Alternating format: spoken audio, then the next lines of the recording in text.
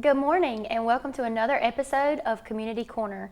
My name is Morgan Benton. I'm the director of the Child Development Center here at Southeastern. And today I have with me Miss Danille and Miss Donna, and I'm going to take a moment to let them introduce themselves. Good morning. My name is Donna Yalch, and I am the Chief of Community-Based Services for the Boys and Girls Homes. Good morning. My name is Nolan, and I'm the director of Carolyn's Kaleidoscope Child Advocacy Center, which is here in Whiteville and is a program of Boys and Girls Home. Wonderful. It's nice to meet you both. Nice to meet you. I do have a couple questions for you guys. For those who might not be familiar, can you give us an overview of what the Boys and Girls Home in North Carolina is and the services that it provides? We're a nonprofit agency, and what we do is we have a residential campus, and on that residential campus we provide care for boys and girls who are in the custody of the Department of Social Services. We also provide community-based services, which would be foster care, therapeutic foster care, adoption, clinical services, intensive in-home services, and also the Child Advocacy Center. Wonderful. Can you tell us what led to the creation of Carolyn's Kaleidoscope Child Advocacy Center, and how does it fit within the broader mission of the Boys and Girls Home?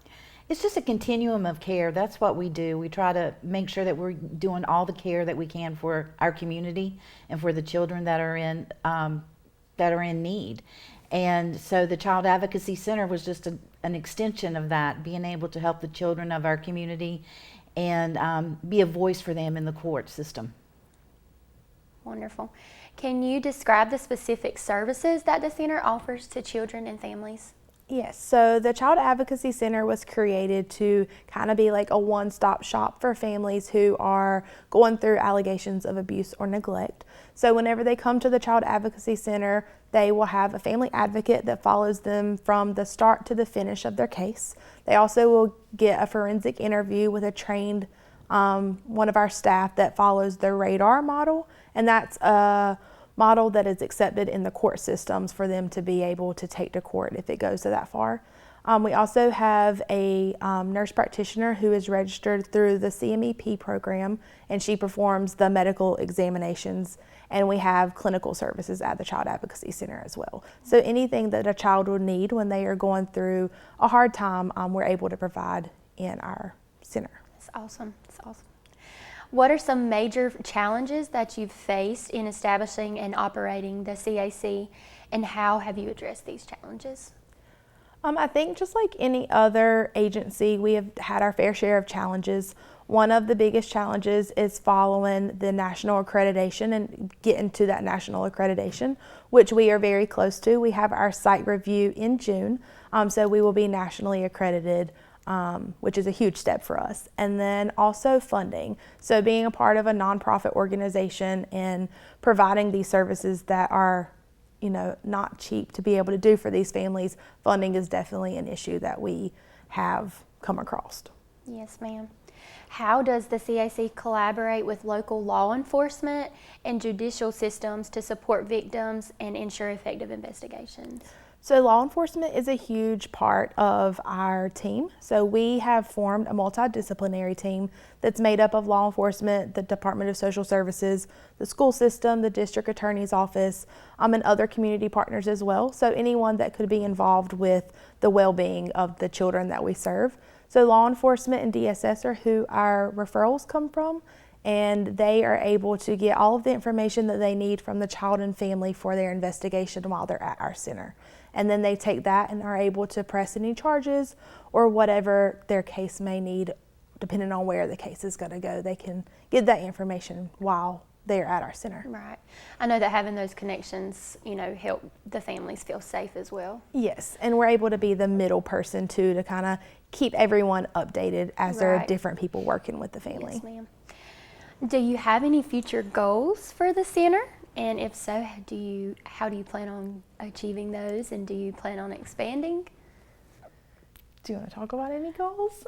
Well, our goal right now is, of course, to become nationally accredited. Right. That is the biggest goal that we have. We've been working towards that, and so once that's happened in June, our goal is just to help, where we can. there might be some expansion because unfortunately we've seen, just since January of 2024, we've seen 97 children. Wow. There's only 6 people at the CAC. And so fortunately they each know each other's jobs pretty well except for the medical provider. And it's just, that's probably where we would expand, is more staff. We definitely are growing, and it's sad that we're Right. growing. Yes. And we have our first fundraiser planned at the end of this month on the 31st as well. So that's a huge goal that we have had, to be able to bring the community into and get more involved that way, for that funding piece that we were talking about. That's one of our Yes. biggest challenges. That leads me into the next question of how can members of the community get involved in supporting the Child Advocacy Center, and what support do you need the most? So with that fundraiser that's coming up, we are sold out right now, but we're still taking silent auction items or any donations that would go to the care of the children. We always are in need of snacks. The medical provider uses blankets and adult-sized t-shirts for her medical exams, so we always take donations of those. And then individual waters, juices, things like that, because the appointments do take a long time. One child can average anywhere from 2 to 3 hours for the appointment. So when we have a sibling group, they could be there all day. And talking about hard things, it makes it a little bit easier with a yummy snack. Yes. And if the community wanted to donate these items, how's the best way to get those to you? So they could call me at 910-356-0322, or they could go to our website, and it has links to our contact information as well. Okay, perfect. What would you guys say has been the most rewarding part of your job? It's so hard because every day has some sort of reward, even in the hard days. I think having families come in and, maybe they're nervous or they're upset because they're going through a hard time. And when they leave after they have been with our staff, they feel just a little bit better, that we have provided a safe place for the child to tell their story, for the parents to get some of their questions answered, and to walk alongside of them as they're dealing with something that's really hard for them. And just being able to be that support and meet so many amazing people is definitely rewarding. Yes, ma'am. Do you have? I think I have a couple most rewarding things. One is seeing perpetrators be held accountable and be charged and in jail. That is just knowing that they've hurt a child and that's some type of justice for that child. Right. And the other one is just getting to work with that amazing staff at the Child Advocacy Center. It's just to watch them work together as a team. And I'm not just saying it because the director's sitting right here, but they really do an amazing job. They support each other. That's just so awesome to be able to see too. Absolutely. It's a blessing to have, a team of staff that works so well together. Yes. Is there anything else that you guys would like to share with the audience before we leave today? I think it's just thank you for having us and listening to us, because so many people in the community don't even know that we're here. So we are going on 5 years of service in the community, and I still meet people every single week that have no idea that we are in Whiteville. So being able to support in any way, whether it's by donations or just learning more and spreading the word that we're here, is a great way to be able to help. Well, we thank you so much for being with us today. Thank you so much for joining us today on the episode of Community Corner. We look forward to seeing you next time.